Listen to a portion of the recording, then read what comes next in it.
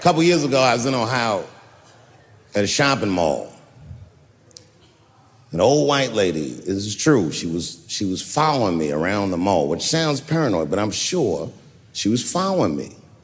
Mean lady, too. You ever see a woman with lines on her face that just tell you, like, even if she smiled, it looked like it would hurt the muscles in her face? I knew she was following me because she was at places that had nothing to do with her. I'd be looking around like, what is this old bitch doing in GameStop and Foot Locker and all the places I like to go? Every time I see her, she'd just be looking at me on me. And eventually, I forgot about her. So then after I'm shopping, I go all the way to the back of the parking lot. I'm parked all the way in the back. And as soon as I open my car door, I hear a voice go, David Chappelle. Just like that. I didn't even have to look. I knew it was her. And I looked back, and sure enough, there she was, that face. To be honest with you, she probably wasn't even that old. She's probably around my age. But she was a white woman. This bitch looked terrible. I kept my cool. I was nice. I said, hello, miss. And she didn't say anything back. All she said was, I watch your comedy. I said, uh-oh. And then she says, this is true, she goes, it sounds to me like you hate women. I said, well, you know what, miss? It's art. And you're free to interpret this art however you'd like. But I can tell you, as the maker of this art, that I don't believe that I feel that way. And she said, well, I think. And I said, shut up, bitch. Shut the fuck up. Before I kill you and put you in the trunk. Ain't nobody around here.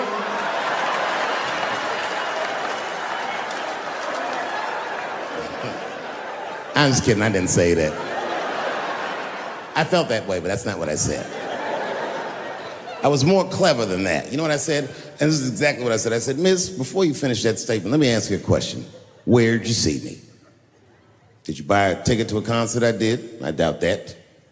Or maybe you watched one of my specials on Netflix. Or did I follow you to your car and do my act? She said, what? I said, keep it in the comment section, bitch. This is real life. Ta-ta.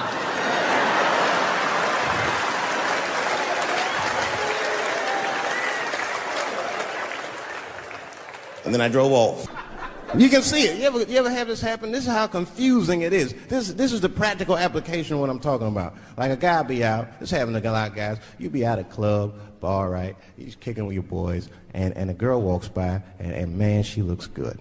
She looks good. Not good in that classical way. I mean, you know, I'm talking good like she got half her ass hanging out her skirt. Her titties are all mashed together, popping out the top of her turtleneck and shit.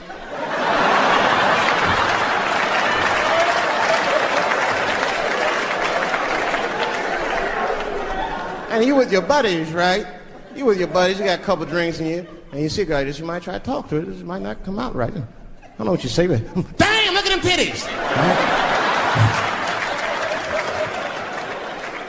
The girl gets mad and says, wait a minute. Just because I'm dressed this way does not make me a whore. Which is true. Gentlemen, that is true. Just because they dress a certain way doesn't mean they are a certain way. Don't ever forget it. But ladies, you must understand that that is fucking confusing. Just is. Now that would be like me, Dave Chappelle the comedian, walking around the streets in a cop uniform. Somebody might run up on me. Oh, thank God. Officer, help us. Come on, they're over here. Help us. I'm like, oh, just because I'm dressed this way does not make me a police officer. You understand what I'm saying? It's like, all right, lady, fine. You are not a whore. But you are wearing a whore's uniform, I'll tell you that shit right now. Another time, about 6 years ago, there was a lesbian woman that that tried to sell a story about me to TMZ. Thank goodness TMZ could see right through the sham of that story. This woman claimed that I beat her up in a nightclub because she was a lesbian. That is fucking crazy. Bitch, I didn't even know you was a woman.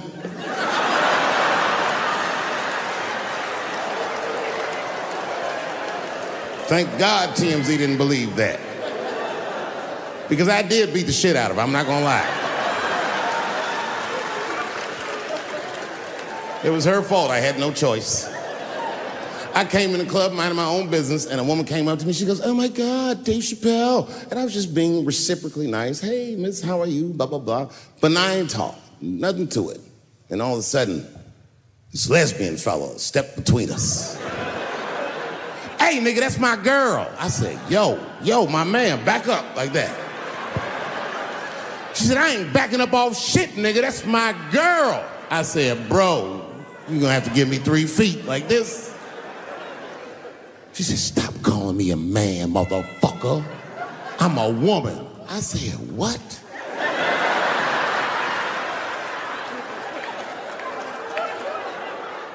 And then I looked deep in this nigga's cheekbones. I said, "Oh my God, you are a woman." It was just too much for me to even wrap my mind around. But I tell you what, I unballed my fist immediately, and I softened my posture so that she would know she's in no danger. I even changed the tone of my voice. I said softly, sweetly, like a pimp might say. "Bitch, I'm about to slap the shit out of you."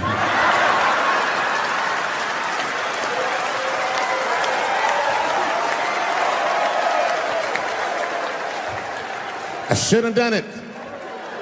Oh, I wish I didn't say that. She dropped that foot back. Boop. She was in a perfect southpaw stance. Her shoulders were angled correctly. Her head movement was good. I said, "Oh no! This bitch boxes for real." She threw a wild hook at me and I saw it coming from yesterday, so I slipped it like this. I had no choice. I had to go to work. I let that jab go. You should have seen me go, nigga. I tenderized them titties like chicken cutlets.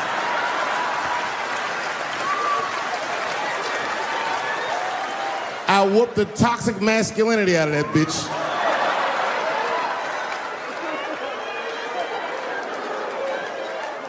I'm sorry, ladies. I got a fucking Me Too headache. Y'all is killing me right now.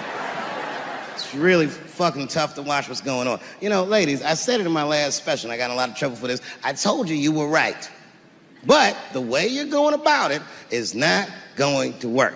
But I'm biased. I said it. Louis C.K. was a very good friend of mine before he died in that terrible masturbation accident.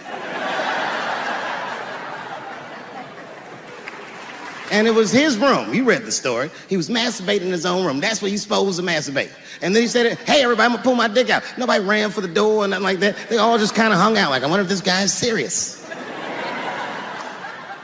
And he came on his own stomach. There it is. What is the threat? Have any women ever seen a guy that just came on his own stomach? This is the least threatening motherfucker the earth has ever seen. All you see is shame in their face and cum dripping down like pancake butter.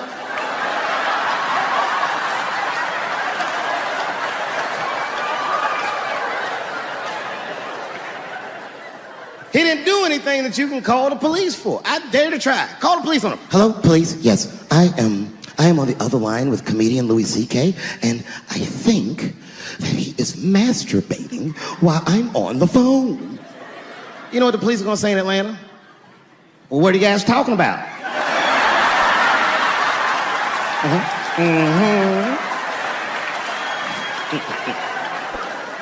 Caitlyn Jenner, whom I've met, wonderful person. Caitlyn Jenner was voted Woman of the Year. Her first year as a woman. Ain't that something? Beat every bitch in Detroit. She's better than all of you. Never even had a period. Ain't that something? Oh, I'd be mad as shit if I was a woman. I'd be mad if I was me. If I was in a BET Awards sitting there and they're like, "And the winner for Nigger of the Year, Eminem, my man." The only thing in our society that bothers me the most is the way that men and women don't get along no more. That's really what's bugging me about it. Men and women just don't get along. Like, I hear women say this all the time. I know a lot of you sisters be like, chivalry is dead. Don't you? Don't y'all feel that way? Like men aren't gentlemen anymore? That's right. Chivalry is dead. And women killed it.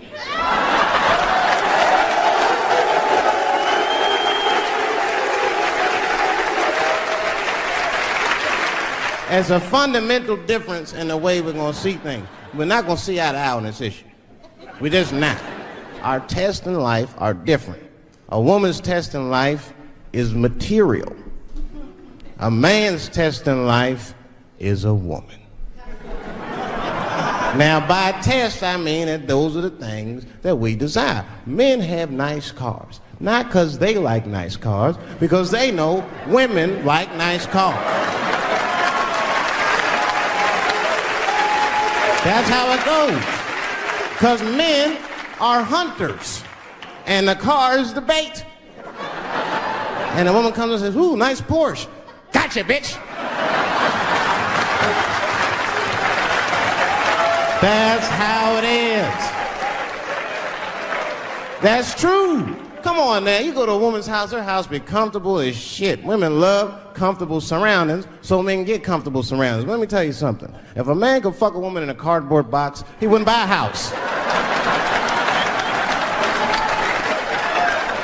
But that's still not where chivalry got killed. Chivalry got killed by the feminist movement on the magazines that got women going crazy, because women got too much advice about men from other women. And they don't know what the fuck they're talking about.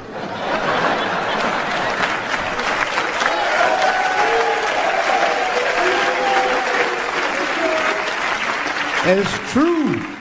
I see this shit in the magazines. I don't read them, but I be seeing the cover. I be in the grocery store, fellas, you look at one of the magazines, like, what is this? And they say on the cover, 100 Ways to Please Your Man by some lady. Get out of here, man. Come on. Ain't no 100 ways. That list is 4 things long. Just suck his dick, play with his balls, and then fix him a sandwich and don't talk so much. And they're gonna be happy.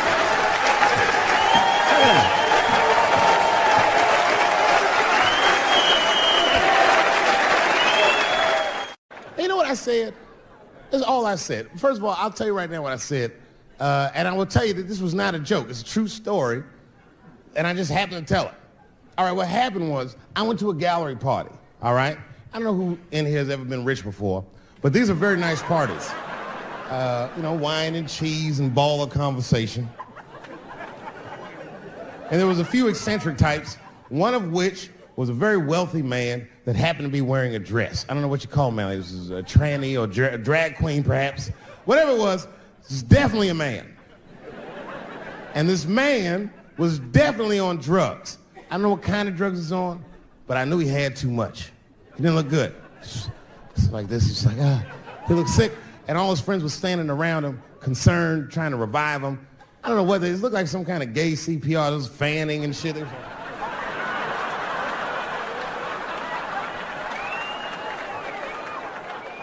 I saw all this from a distance. Now, I should have minded my own business, but I got curious. I was like, oh. And I went over there. All I said, excuse me, gentlemen, is he okay? And then they looked at me like I was evil. Oh. She is fine. I said, word? Oh. I'm sorry, I didn't know this is what we were doing. Here's my thing. I would support anybody's right to be whoever they feel like they are inside. I'm your ally in that. However, my question is, to what degree do I have to participate in your self-image? Is it fair that I have to change my whole pronoun game up for this motherfucker? That doesn't make sense. Seriously. If I put on an Argyle sweater and I'm like, hey everybody, I feel like a white guy in this sweater and I want some goddamn respect and a bank loan, that's not gonna work. Give a fuck how I feel. Why should I give a fuck how you feel? Nigger is a pronoun. Well, there was no time for a philosophical debate. This was an emergency situation. I said, fine. Sorry, guys. I was just worried because she looks terrible. She just fell off the bench. Appears that her dick is popping out of her dress. You mind if I call an ambulance, champ? I'd rather not be at a party where a tranny ODs. There's too many questions to answer.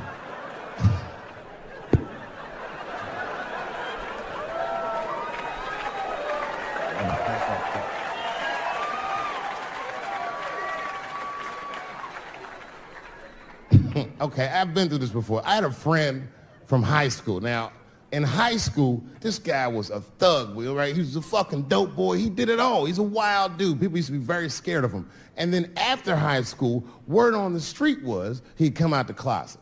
I personally didn't believe it. I bring him up because last year, he calls me out of the blue like, yo, what's up, man? I got your number from so-and-so, and I heard you're going to be in New York doing a show. Could I get some tickets? I was like, fuck yeah, get some tickets, man. How you been? He said, well, we'll catch up at the show, man, but yo, I appreciate it. I'll see you soon. I said, all right, man, take care. And I was about to hang up, and I couldn't resist. I was just like, hey, nigga, I heard you was gay. What's going on with that?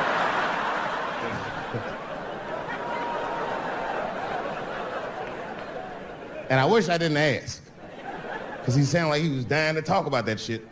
And he had a long story about it. And it's not that I didn't care, but I was, I don't like talking on the phone. I was watching TV at the same time. So I just wasn't really paying attention like I should. But I was trying to sound supportive, but I didn't really know what to say. So I was just like mumbling shit throughout this conversation. I was just like, well, nigga, you gay, man. You just gay. Like,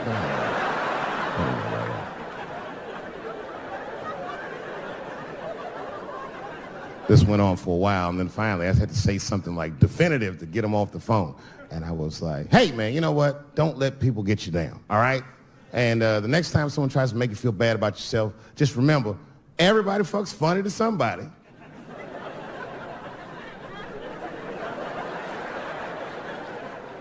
He didn't like that shit. He's like, what the fuck does that mean? I said, huh? He said, you saying I fuck funny, motherfucker? I said, no, that's not what I'm saying. I'm saying everybody's different. He said, you ain't say different, nigga. You said funny. What's so fucking funny about the way I fuck? And I said, hey, man, I fuck feet. He said, what? Oh, this is not a joke, ladies and gentlemen. I get women to squeeze their feet together like this, and I fuck them right in that little space in their feet. But you can't build a community behind that shit.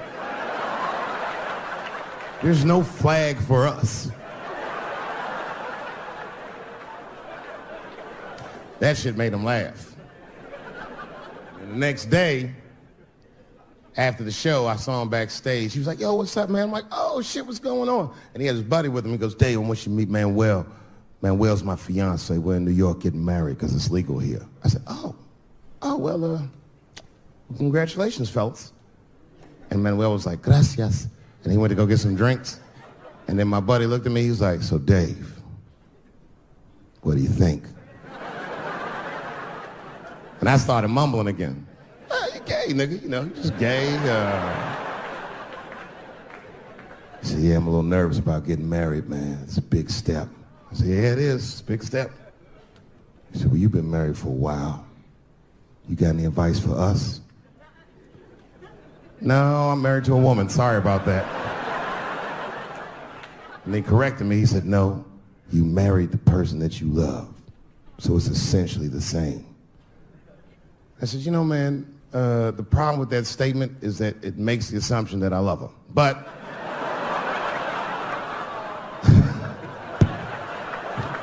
you guys lighten the fuck up. Of course I love my wife. She laughs at this shit. As a matter of fact, she eats and spends this shit.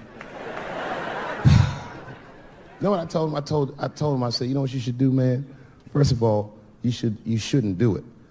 I'm talking about being legally married. It's not that you're gay as much as just legal marriage is a fucking diabolical leverage game in the United States.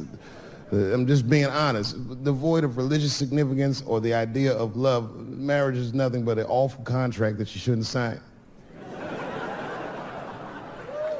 I'm just being real.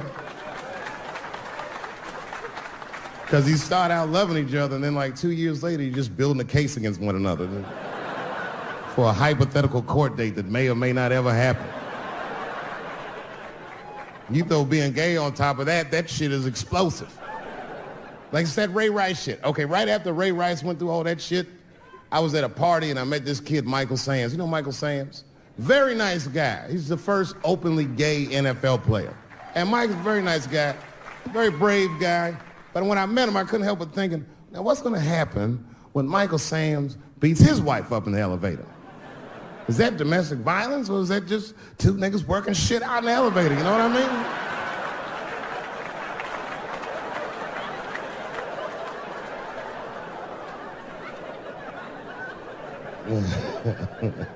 Anyway, I give all married men the same advice, gay or straight. Get a dog. This dog will love you all the time, but she's not going to. It's real talk. I didn't even know about dogs, and my kids got the dog. They brought him home from the shelter, and I didn't even want him. They were like, "Can we keep him?" I said, "Nope." I said, "Where did you even get this dog?" They're like, "We got him from the shelter." I was like, "Ugh. Probably something wrong with him. You can't keep him." And then my kids started crying and screaming like the dog had gambling debts. "Please, Dad, if you don't let us keep him, they're gonna kill him." I was like, "Oh. All right, you can keep him." And this dog was a menace. I hated his guts. Then one night I'd smoked a bunch of weed and I was eating a sandwich and Baba came over. Baba's the dog. He came over and was staring at me. This will make you very uncomfortable if you're just looking at you usually.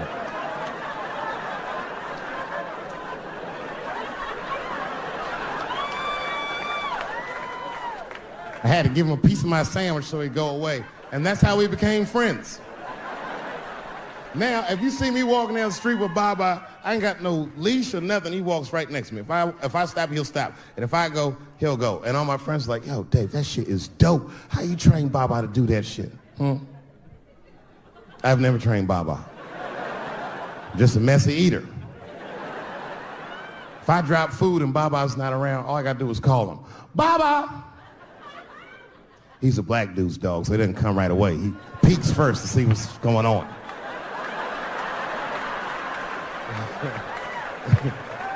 I gotta tap my foot so he can see the food. "Over here, little buddy." And he's like, "Thanks, Dave." He'll come get it and run off. Well, I have some very bad news for the people in the front rows. I heard that some of you paid as much as $800 for your tickets. Sadly, I did this same show a couple weeks ago in Atlanta for $60 a head. Can you imagine? Nigga, you could have flown to Atlanta, got a hotel, had some dinner, and came back and you still have a little money left over, niggas. Paid way too much just to see me in this gay-ass neighborhood. All right, let me roll up my sleeves and tell these pussy jokes. Will told me to say there hasn't been this many pussy references in this room since Cats was here. Boy, I gotta tell you, man, I've been doing this set all week, and boy, I've been telling these jokes, and sometimes niggas look like they're in actual pain over the jokes. None of it's that bad to me, but I understand why it could hurt some people's feelings. So tonight,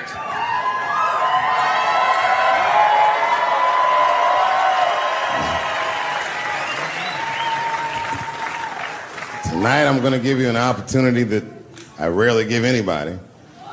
I'm gonna let you say whatever it is you need to say to my face, or ask me whatever it is you wanna know. But there are no dumb questions allowed. If you ask a stupid question, you'll be asked to leave. Nah, I'm just kidding, go ahead. Everyone relax, come on. Oh yes, sir, in the front. 2 questions, how often do you write, and can I have a cigarette? All right, first, you may have a cigarette, but remember, this is not jail, motherfucker. This lady right here. I have a question. Do you remember this scene? Oh, I do remember that. Ma'am, I'm gonna have to ask you to leave. That's a terrible question. This gentleman in the front with the salmon-colored shirt on. I was wondering if you had any advice for young comedians that you generally give, and... Are you thinking of doing comedy? I've never done it before, but watching you has made me want to try it.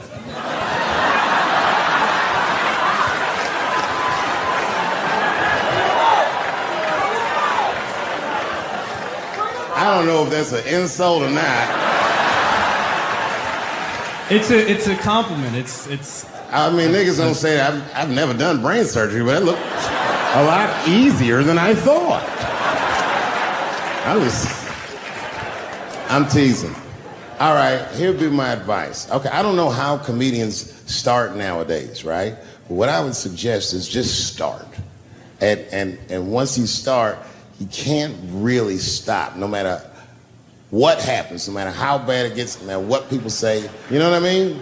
Because comedy is weird like that. You know why I hate watching other comedians do comedy? Not because I hate other comedians, but because I love comedy so much. It's like watching somebody else fuck your girl. And I say, fuck her better than that. Yes, you on the aisle up there, the lady with the long... Yes, you, standing up. I see you. My favorite book of all time, The Narrative of the Life of Frederick Douglass.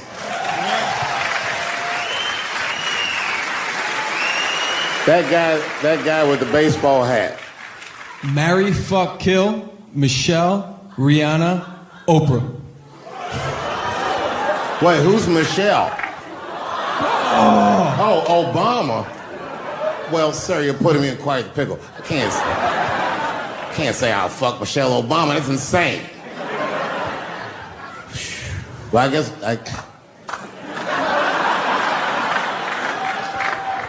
I mean, because I wouldn't kill any of those women. But I'd fuck all three of them.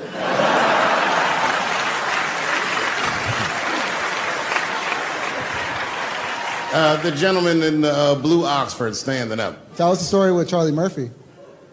Tell a story about Charlie Murphy? Or your favorite.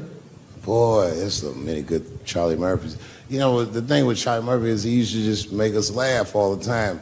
And I used to ask him about all the old Hollywood shit I was curious about. Like when they used to accuse Michael Jackson, I remember asking once, I go, Charlie, do you think Michael Jackson actually did those things? And he said, let me ask you a question, Dave. He said, say it is illegal to fuck women. How long are you staying out of jail? So God bless Charlie Murphy, wherever you are. Charlie, I love you. Who do you think is going to win the 2020 election? All right, I'm going to put a pin in this, but I'll tell you right now, fella, I don't know, but I think Trump has a better shot than a lot of people would like to think. I'm just saying, it all depends on how the left talks. The way we're talking is not going to win the fucking ball game. Donald Trump's over there on the right, grabbing handfuls of pussy. Joe Biden can't even smell hair over here. Fuck this side. All right, man, go ahead. Thank you so much for this show. And how old are you?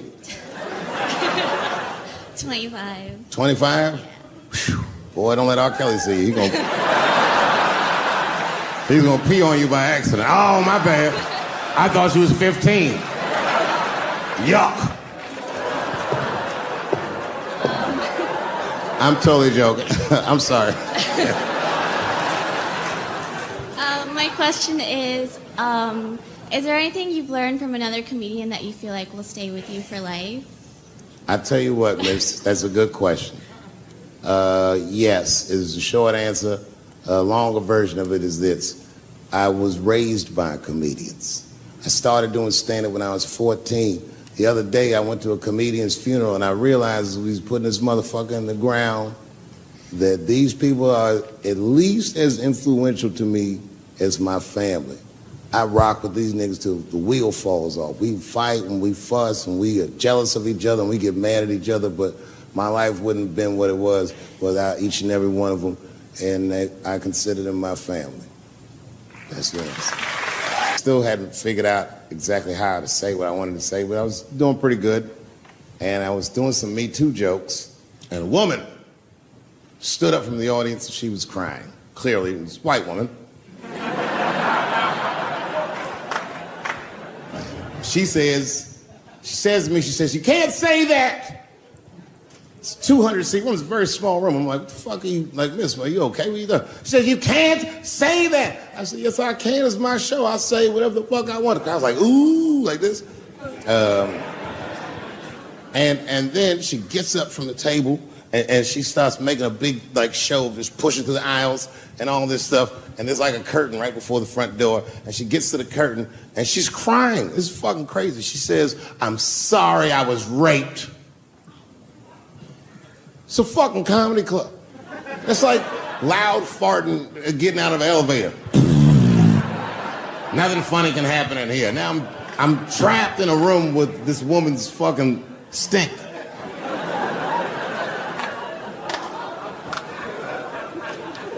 And I say, miss, it is not your fault that you were raped.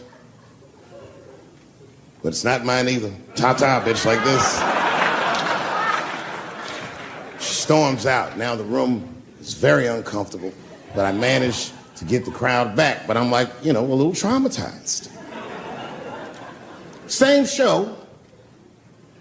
There's a trans woman sitting in the audience. This is a true story. This was like a few weeks ago. I did 6 shows that weekend. This trans woman came to 4 of them. Calls herself Daphne. Man, this chick Daphne was in there cracking the fuck up at everything I said about everybody. It was amazing. She was laughing, and it was fun to watch her laugh. You could tell she was letting go with something that was heavy, and she'd throw her head back, and she'd smile with all her teeth. She was having a great time. And the more fun she had, I felt bad, because I knew I had some trans jokes to unload. And I thought to myself, maybe I shouldn't say these jokes because I don't want to, like, fuck her evening up. She's having so much fun. But then I thought to myself, well, if I can't say it in front of her, should I say this shit at all? So I let her rip. And to my surprise, Daphne laughed harder at the trans jokes than anybody in the room. In fact, everybody in the room would look at her to make sure it was okay.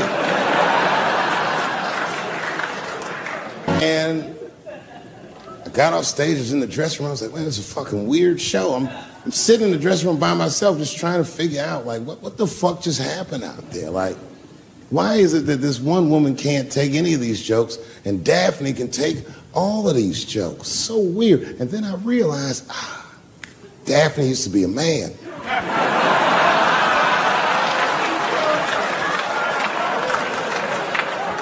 So now I go out of the dressing room and like you can see like all the staff was there like cleaning the club up, the audience had gone, and sitting at the bar by herself was Daphne.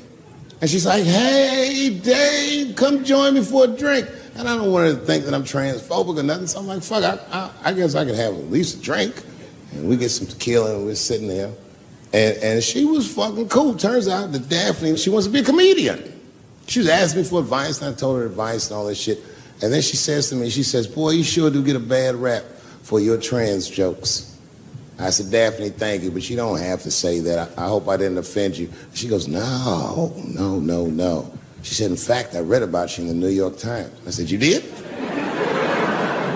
She said, yeah. She said, I thought it was interesting that they blamed you for R. Kelly. They said you normalized him for telling jokes about him. I go, yeah, they said that. She goes, I wonder why they never said that you normalized transgenders by telling jokes about us.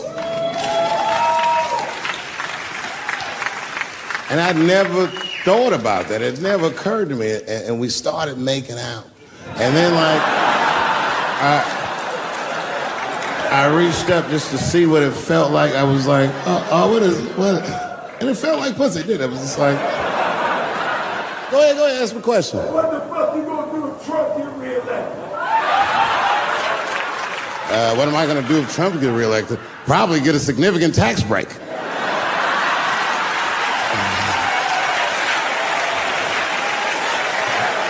Hey, you wanna know why I don't even talk about Trump in my show? Because that motherfucker is not the hokey pokey. He is not what it's all about. There's millions of people that put him in power, and the ideas that he puts forth are not his own. He's singing poor white people's greatest hits. So why the fuck But I worry about him and now the other millions. Really, you know who I'm gonna vote for next time if things keep going the way it's going is that gay dude. No, Mike Pence. It's a safe place where I can tell some jokes. And I find out that this comedian I know, Chris Tucker, who's in all those Rush Hour movies, I find out that Chris is in San Francisco too at some charity event. So I call him, I'm like, yo, I just saw you at some charity event. I said, I'm doing a show at the Punchline. Why don't you come by the club after your event? And he's like, cool, Dave. I thought you was dead, nigga. I'll come by.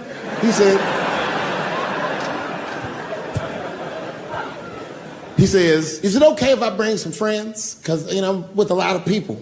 I go, man, you Chris Tucker. You can bring whoever the fuck you want. And then I show up to the club late that night, and I walk into the dressing room, and sitting in the dressing room is Gavin Newsom, who at the time was the mayor of San Francisco, but now he's the governor of California. And sitting next to him was Kamala Harris, who at the time was the DA of San Francisco. Now she's the senator from California that's front running on the Democratic ticket. And sitting next to her was Al Gore. It's fucking weird. And sitting next to Al Gore was the guys from Google, Sergey, and I don't know how to say these. All right.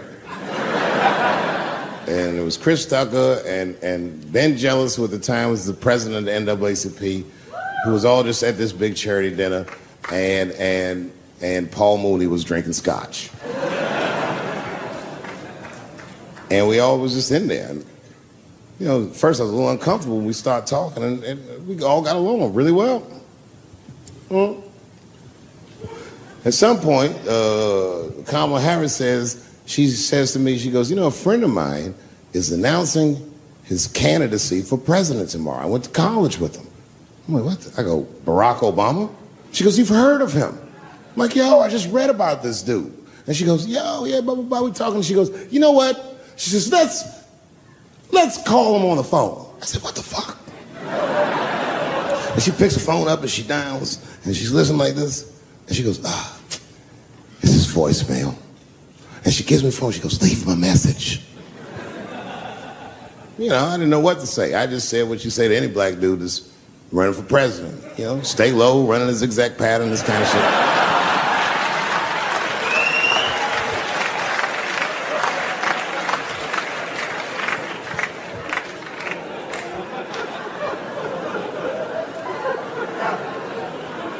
And then the last thing I say is, you know what? I said, sir, I really do believe you can do this. Like, man, I'm wishing you luck. Now, next day I wake up and go for coffee at a place called the Embarcadero. It's like an eatery by the sea in San Francisco. And I'm walking to the coffee shop and there's a police line and I can't cross the tape. But then I figure, fuck it, I'm Dave Chappelle, so I go into the thing like this. And the police yoke me. These motherfuckers like tackle me immediately. And I see over the police's shoulder Gavin Newsom. I couldn't remember his name, but I remember the night before I had kept teasing him and saying he looked like Christian Bale, the guy from the Batman movies. So I see him and I can't remember the name, so I'm just like, Batman, help!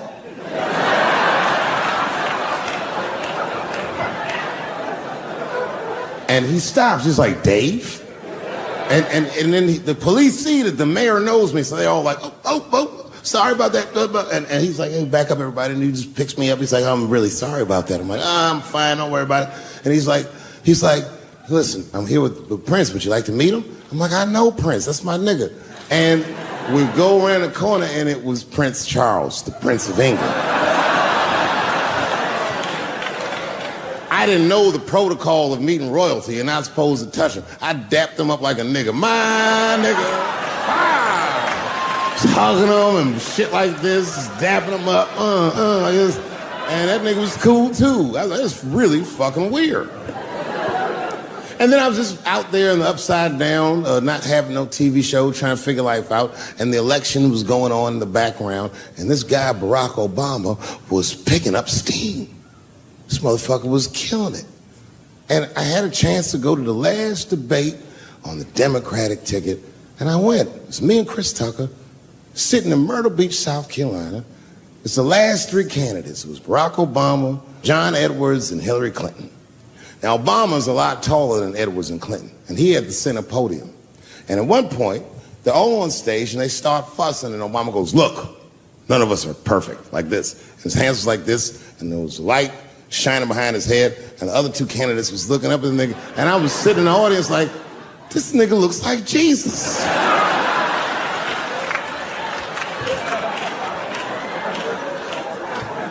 And I realized in that moment that I was looking at the next president of the United States. I was certain of it. I couldn't explain it, but I knew what I was seeing. And I got really excited. And I'm not that kind of guy. I said, I gotta meet this motherfucker. So I stayed. They were all on stage doing interviews, and I just waited. I was waiting and waiting, and then John Edwards was done with his interviews first, because everybody knew he wasn't gonna win. And I see John Edwards, and I said, hey, Senator Edwards, I just want to say hi. And that motherfucker looked at me like, I'm like, fuck you, nigga, you gonna lose anyway. And then he left, and then Hillary Clinton just walked by me in one of them Steve Harvey suits.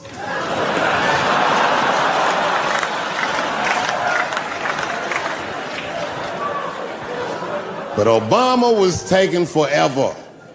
Everybody wanted to talk to him. When I knew the media saw exactly what I saw, there was no question about it. That was the guy. I waited and I waited, and finally, must have been over an hour and a half, he finishes his last interview. He's like, man, thank you very much. Good talking to you. And he turns around, and we make eye contact. He sees me, and when he sees me, he looks over, he goes, Dave Chappelle. And Obama did me the same way I did Prince Charles. He dapped me up, and he like bro hugged me, and he pulled me in, and I'll never forget this. He said in my ear, I got your message. Thank you very much, New York City. I had written a joke during the AIDS epidemic about having a Goodyear condom. Something, I don't even remember the joke. Something about an industrial strength condom by Goodyear. I just remember all the comedians really liked that joke. And there was an older comedian.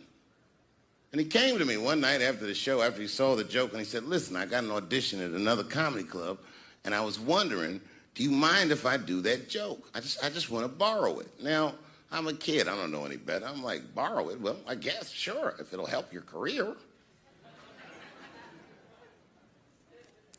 I let him do the joke. And then weeks later, I was waiting to go on in a comedy club, and he went on before me, and he did the joke. And after the show, I pulled him aside, and I said, hey, man, I don't mind you borrowing my jokes, but you gotta give them back. He said, oh, I forgot to ask you. He goes, let me buy that joke from you for $50. And I said, man, I'd do it, but I'm just starting out. I need all the material I can get. The idea being that the more material I can accumulate, the faster I'll be able to make money for my work. I said, I can't do it. I want my joke back. I'll never forget this. Remember, I was a 15-year-old child. This guy was a grown-ass man. He stood up over me so I could see how big he was. And he said to me, really? I can just take it. And he did. I got scared because I was a child. But I never forgot that. I never forgot that. I was 15 years old. I'm 47 now. I think about this guy all the time. When I look at my own kids and I see how young and innocent they are, I can't believe someone did that to me. And I don't think about it every day because that was the worst thing that happened to me. I think about it every day because that was the first time that someone ever did that to me. But in my career, it has happened many, many times since where someone would intimidate me or scare me and take something that I believe was mine. I'll tell you another story. Now I'm 18 years old.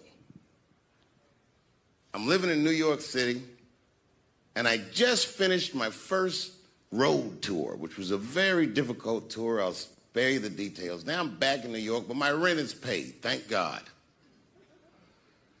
And I have $60 to my name. And a woman that I had met in Pittsburgh, a bad Dominican bitch,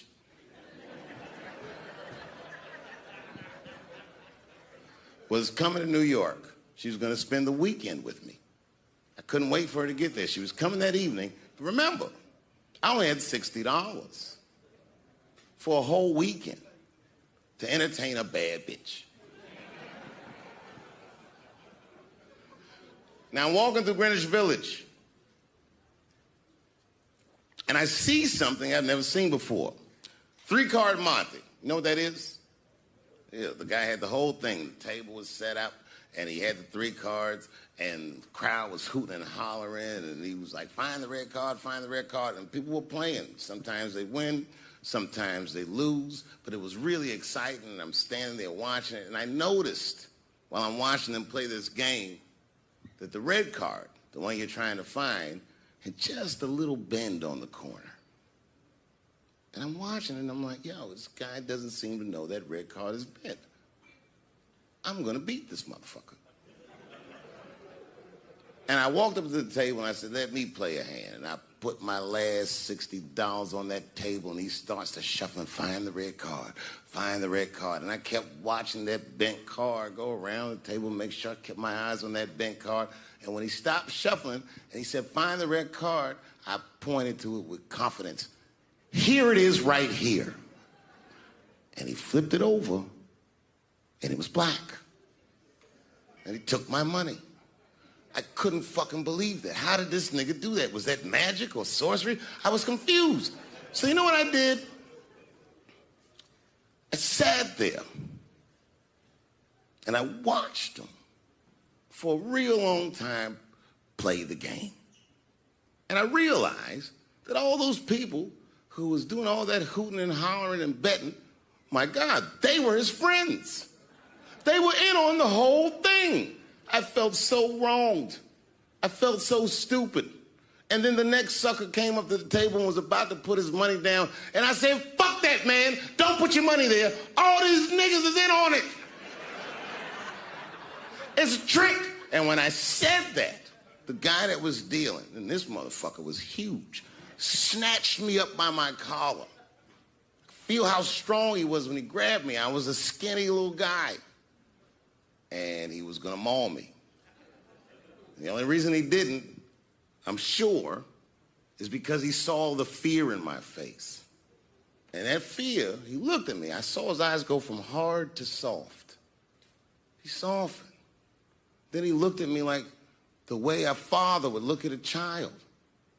And he said to me, young man, don't ever come between a man and his meal. I never forgot that either. Most niggas would have to run the streets for years to learn a lesson that profound. It took me 2 seconds. Never get between somebody and their paper. Taking a man's livelihood away from him is akin to killing him. Do you know why Prince, the famous rock star that was a friend of mine, do you know why he called himself the artist when he came back? He calls himself the artist because that's what they call us in our contracts. Oh, these contracts are crazy. You should hear the terminology they say in these contracts. To use your name and likeness in perpetuity throughout the universe. Who the fuck could possibly know what that means? Nobody does. It's so complicated, in fact, that when you're a kid like me, you have to hire somebody to tell you what that means. And you sit down at a table and you do the contract game. And that's how I got with Comedy Central. I signed the contract. But I signed the contract The way that a 28-year-old expectant father that was broke signs a contract.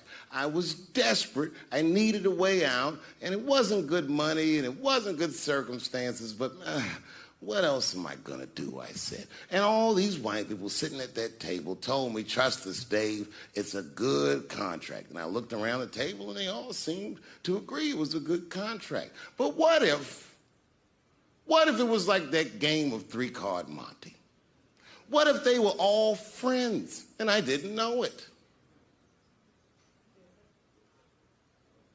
And the bag of money was Iceberg's money in the first place. What was I talking about? What was I trying to tell you? Last week, 2 weeks ago, whenever it was, I called Lauren Michaels and I tell him, okay, I'll do it. I'll do Saturday Night Live on election night. And the day I made that phone call, the day I committed to it, it gets announced that Netflix is streaming Chappelle's show. Not just Netflix, HBO Max is streaming it too. Let me tell you another story about HBO. No, hear me out. Did you know, before Chappelle's show was at Comedy Central, I pitched that show to HBO. I told them what I wanted to do. Now, these are executives. All they have to do is say, yeah, we'll take it, or no, thank you, we won't. But they didn't say either of those things. They went too far. They said, literally, what do we need you for? That's what they told me, as they kicked me out of the office. What do we need you for? And here we are, all these years later, and they're streaming the very show that I was pitching to them. So I'm asking them.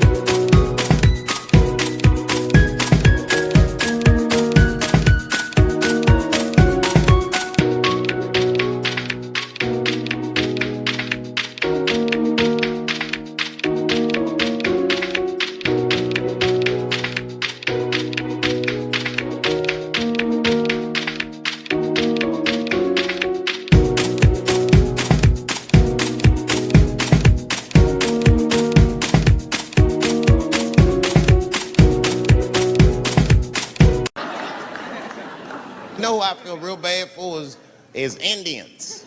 Everybody feels bad for Indians. They get dogged openly because everybody thinks they're dead. These motherfuckers are not all dead, all right? With my own eyes, I've seen a gathering of 1,500 Native Americans. They were all gathered in one place. The place is called Walmart in New Mexico.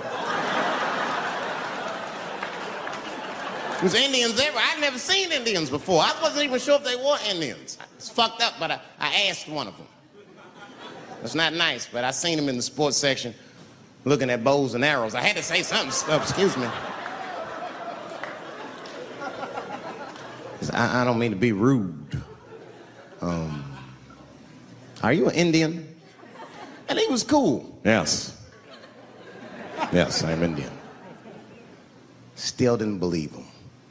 I had to test him to be sure. This is fucked up. But I had a gum wrapper in my pocket, so I balled that shit up and I threw it on the floor. And a single tear came out his eye. I said, oh shit.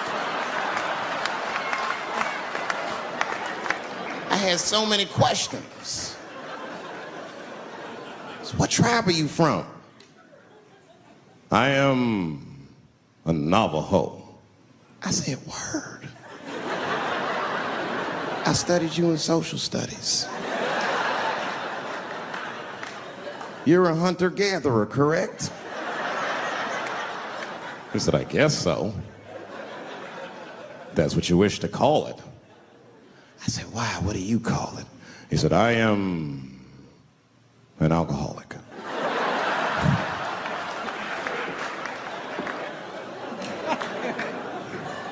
I said, well, what's your name, dog? He said, please. Dog is my cousin. That was a good guess. My name is Running Coyote. What is your name, friend? And that shit caught me off guard. I mean, I didn't want to say my name was Dave to a motherfucker named Running Coyote. This don't feel good enough. He just put me on the spot. I said, huh? My name, what? Oh, my name's Blackfeet. Then I changed the subject. Forget about me. What's going on with you? I want to meet your chief. Why don't me, you, and your chief and your friends get together tonight? We could have a real live peace pipe smoking ritual. We need to celebrate, nigga. I thought you were dead. And he set it up. It was beautiful. It was just like I dreamed. We was all sitting around. Them Indians was beating the drum. Some other Indians came out the back with a long blanket that was folded in half and put in front of us. Open that shit up, and on the blanket was a long wooden pipe with feathers. And bags of weed were all over the blanket. Chief walked over.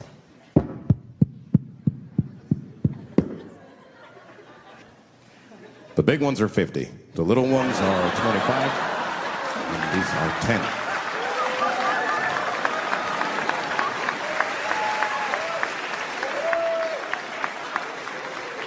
Me and those Indians got high as shit. I was baked. I told the chief, he was talking, I cut him off. Time out, chief. Sorry to interrupt. Fucking smashed, man. The weed's too strong. I'm itching. This is PCP, nigga. The spirits have got me. Chief, the spirits have got me. And the chief threw some water in my face. Calm down, blackface. Splash! I said, hey, it's Blackfeet, motherfucker. Take it easy.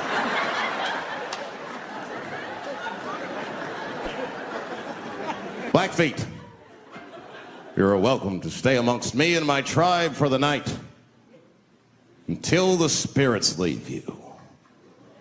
And they gave me my own teepee to sleep in, which sounds nice. I personally felt like it was a little fucked up, you know, because they all had houses, man. It's like, why can't I sleep with y'all in the house and watch TV? Like, I can't be on this grass all night.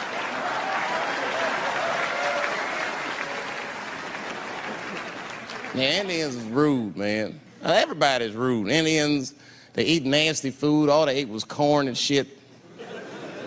Doritos, I think they call it. That's right. People only see the surface. They see the division in our foods. It's because I eat chicken and watermelon. They think that that's something wrong with me. Let me tell you something. If you don't like chicken or watermelon, something's wrong with you, motherfucker. There's something wrong with you. Where are all these people that don't like chicken and watermelon? I'm sick of hearing about how bad it is. It's great. I'm waiting for chicken to approach me to do a commercial, nigga. I'll do it for free, chicken. It's the least I can do. They make fun of Latin people for eating, what y'all eat? beans, rice, corn. Listen, that's not a reason to hate a motherfucker, all right? It's funny, but it's not a reason to hate.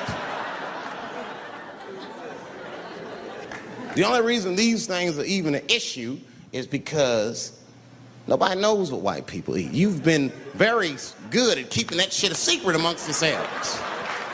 I study white people. You don't know that. I'm writing a paper on you. Not even for school, nigga, just to do it, just to get, I'm just doing independent research. I'm spending my money, that's why I'm working so hard. I follow you around grocery stores. They freak out. I just try to peek in the cart. They always say, get away from my cart, nigga. What are you looking at? Chicken and giblets are over there. You must be lost. These are vegetables.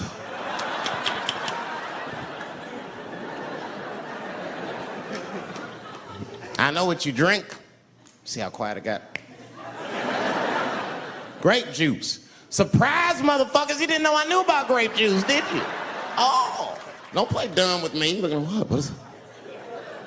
A lot of black people don't have the privilege of knowing about grape juice because they have grape drink. It's not the same formula that you get. Ain't no vitamins in that shit. You might have one of your black friends over. Todd, would you care for a glass of grape juice? What? Nigga, what the fuck is juice? I want some grape drink, baby. It's purple. I don't think I know what a grape drink is. What? I have some apple juice if you want. What the fuck is juice? I want some apple drink. Scream.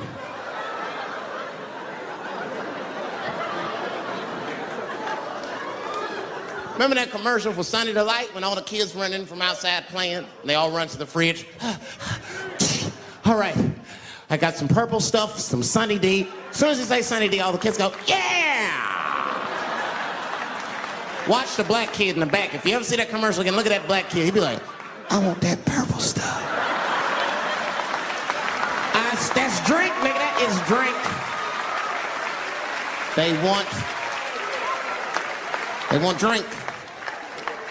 I want all them vitamins, nigga, I want drink. Sugar, water, purple. That's the ingredient, sugar, water, and of course, purple. It's too fucking much. I got a lot of things to talk about tonight. First of all, I've stopped smoking weed. With black people, you didn't let me finish, motherfuckers. God damn. I'm sorry, black people, to break the news so publicly, but I can't smoke with you anymore. Every time I smoke weed with my black friends, all you talk about is your trials and tribulations. I'm sick of that shit. I got my own problems. That's a waste of weed. I'm smoking weed to run away from my problems, not take on yours. From now on, I smoke weed exclusively with white people. Calm down, motherfuckers. You win by default.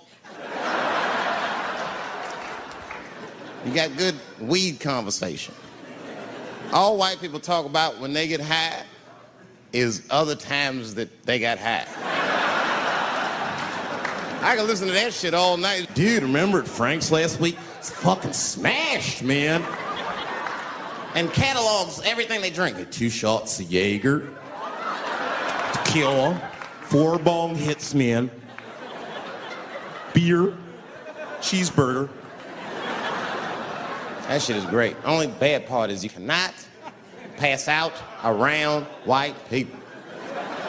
Every time white dudes pass out around each other, they always do some borderline gay shit when the guy's asleep. Frank fell asleep, so he like stuck a carrot in his ass and put shaving cream on his balls. Like, why, motherfucker? Why would you do that to a friend of yours? He trusted you enough to sleep around you? You gonna put a carrot in his ass? Is that nice?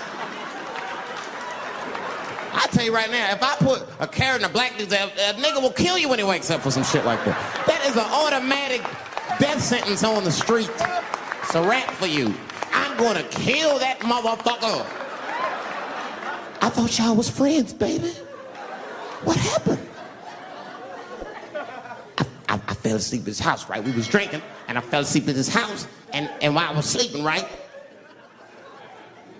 I'm just gonna kill that motherfucker, all right? That's all you need to know. And fuck carrots.